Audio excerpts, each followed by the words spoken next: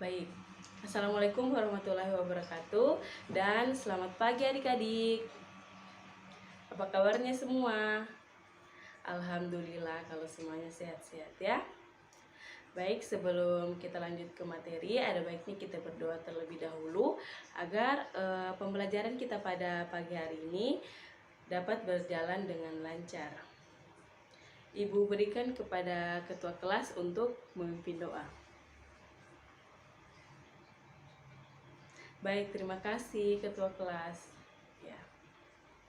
Selanjutnya, Ibu mau mengabsen adik-adik semua. Ada yang tidak hadir? Alhamdulillah kalau semuanya hadir ya. Baik, adapun materi pembelajaran kita pada pagi hari ini yaitu tentang makhluk hidup dan benda tak hidup. Tujuan dari pembelajaran ini yaitu siswa dapat menjelaskan pengertian makhluk hidup dan benda tak hidup.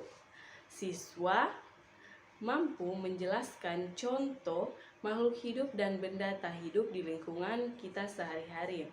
Siswa dapat menjelaskan ciri-ciri dari makhluk hidup. Baik, dalam dunia biologi kita tidak luput yang namanya dengan makhluk hidup ya. Makhluk hidup dapat dibedakan dengan benda mati atau makhluk tak hidup yang memiliki ciri-ciri tertentu. Nah, ada yang tahu apa perbedaan makhluk hidup dan benda tak hidup? Baik, terima kasih, benar sekali, berikan aplaus. Jadi, makhluk hidup adalah struktur biologis yang merespon perubahan lingkungan dan dalam entitas sendiri. Sedangkan makhluk hidup itu dia tidak memiliki ciri-ciri kehidupan ya. Kalau makhluk hidup dia memiliki ciri-ciri dan gejala-gejala kehidupan. Nah, jadi ciri-ciri dalam makhluk hidup ada respirasi ya. Respirasi itu apa? Respirasi itu pernapasan ya. Nah, pernapasan sini mengambil oksigen dari luar dan menggunakannya di dalam tubuh untuk oksidasi atau pemecahan makanan sehingga dibebaskan energi. Oke, dalam pernapasan itu meliputi apa saja? Baik, ada pengambilan oksigen dari lingkungan, ada pengangkutan oksigen dari sel, ada penggunaan oksigen, dan yang terakhir ada pengeluaran karbon dioksida atau CO2. Baik, yang kedua apa? Yang kedua yaitu memberikan nutrisi. Ya, memberikan nutrisi. Kenapa? Karena memang makhluk hidup sangat ya penting dan membutuhkan nutrisi itu sebagai yang terdapat pada makanan dan minuman. Nah, semua makhluk hidup memerlukan makanan ya sebagai penghasilan energi dalam tubuh kita, mengganti sel-sel yang rusak, ada juga sebagai pertumbuhan, ada juga pembangunan tubuh, dan yang terakhir itu mengatur proses-proses dalam tubuh kita ya. Yang ketiga ada tumbuh dan berkembang. Nah, sebelum Ibu jelaskan, ada yang tahu apa itu tumbuh dan berkembang? Iya, benar sekali. Jadi tumbuh yaitu proses peningkatan jumlah, ukuran, volume, dan sel-sel tubuh. Sedangkan berkembang itu proses menuju kedewasaan atau berkaitan dengan kematangan suatu organ sehingga dapat berfungsi. Ya. Yang keempat ada apa? Ada reproduksi. Nah, reproduksi itu kemampuan makhluk hidup untuk memperoleh keturunan, disebut dengan berkembang biak. Nah, berkembang biak ini tujuannya apa? Tujuannya untuk melestarikan keturunan sehingga tidak punah.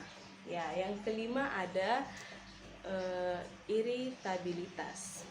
Nah, Iritabilitas ini apa? Ibu mau bertanya dulu, bagaimana reaksi adik-adik jika terkena sorotan lampu yang terang masuk ke mata kita? Apakah spontan akan menutup mata atau hanya diam saja? Nah, iya, benar sekali. Jadi otomatis mata kita spontan akan menutup karena kenapa? Karena kemampuan untuk memberikan tanggapan terhadap rangsangan yang diberikan oleh mata kita. Makanya tadi spontan mata kita akan tertutup. Nah, kita lanjut yang keenam apa? Yang keenam itu ada adaptasi.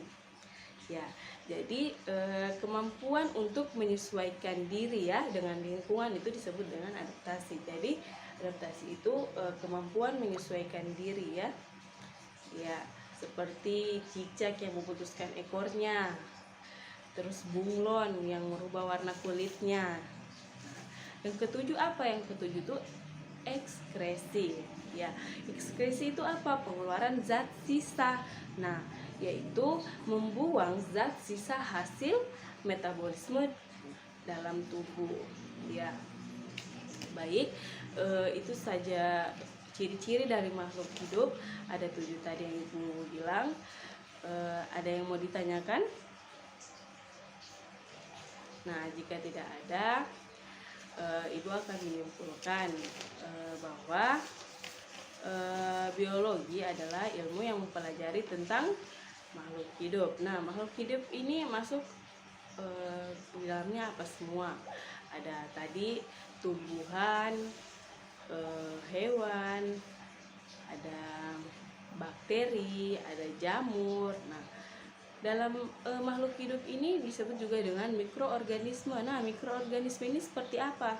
Nah, seperti tumbuhan, hewan, bakteri, dan ya manusia juga masuk.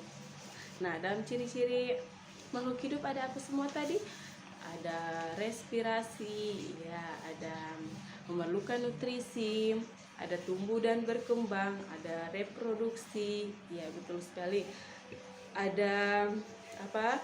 Ada iritabilitas, ada adaptasi, ada yang terakhir ekskresi. Ya, baik. Jika tidak ada tadi yang bertanya, nah di sini ibu akan memberikan tugas sebagai pekerjaan rumah adik-adik ya. Nah, bisa kalian cari apa saja contoh-contoh yang masuk dalam ciri-ciri makhluk hidup yang tadi ibu jelaskan itu. Ya, baik, cukup sekian materi kita hari ini. Kurang dan lebihnya ibu mohon maaf ya. Ibu akhiri. Assalamualaikum warahmatullahi wabarakatuh.